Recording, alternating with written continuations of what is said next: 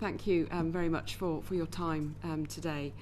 I particularly want to acknowledge Professor Ranger and your comment about the importance of ensuring that the role and the voice of the nursing profession is not lost. And earlier we heard that the New Zealand, we heard about the New Zealand context, and actually in their review, their 5-year review, they did say that the role of the nursing profession and the voice is something that had been left out in that context, and that this was not helpful. So I think you've given us some very helpful reflections today. Can I note and ask your opinion really on the Royal College of Nursing being worried that assisted dying and palliative care will become muddled, because my understanding is that the policy intent of the bill's sponsors is that they should be integrated. Can you comment further on that, please? I mean, I think there's a very fine practical balance here, actually, because there is what I think there's no doubt that actually we know at this moment in time hospices in the UK are under real pressure. And I've been to many hospices at the moment where beds are closed due to funding. So I think we've got to ensure that palliative care is invested in and thriving, and actually every patient should have the opportunity to have a symptom-free, dignified, pain-free death. That should be what we're striving for. And I think it's shocking, actually, that in England, 42% of deaths are in hospital. That is not where any of us would probably like to die. So I think that's a really important piece of work that needs to continue to be invested in and still looked at.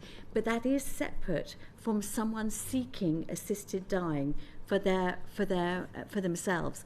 And I think that's where our members are slightly worried that those two things may get conflated. And I think and the practicality of if someone does want to end their life, where that happens. Because whatever happens, our members feel people have got to have faith in the services. They've got to trust that if they go into a hospice for symptom control, and to have a dignified death without seeking assisted dying, that isn't something that's suddenly going to be offered them, and the same in hospital. So I think there's a practical element of how we are actually going to ensure autonomy and not create fear for anyone that is near the end of their life. And I think that's why there's a bit of a practical bit about how this is going to work in reality, because what you want, we feel as a college, is people to have faith in the system. They need to know that their autonomy is going to be respected and not be fearful.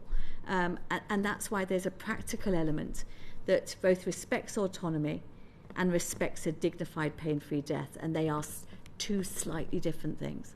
Thank you. Can I invite the other two to comment, please? No, I completely agree, because I think sometimes you conflate the issues together, because at the end of the day, you want patient choice, autonomy, very important. But then to say, if it's a broken system and the palliative care services as they currently stand, there's so much inequity of delivery.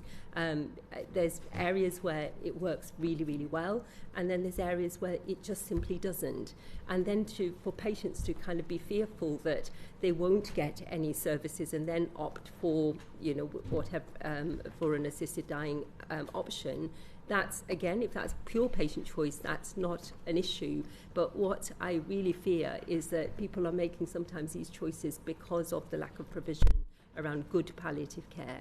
And around going back to the inequity of services, I mean, it's so, feels really wrong. And a lot of our members and fellows talk about that just where the disadvantaged populations are, there's services under provision, and then that inequity and gap is just going to get wider and wider. So I think that's some of the fears that are coming through our members and fellows.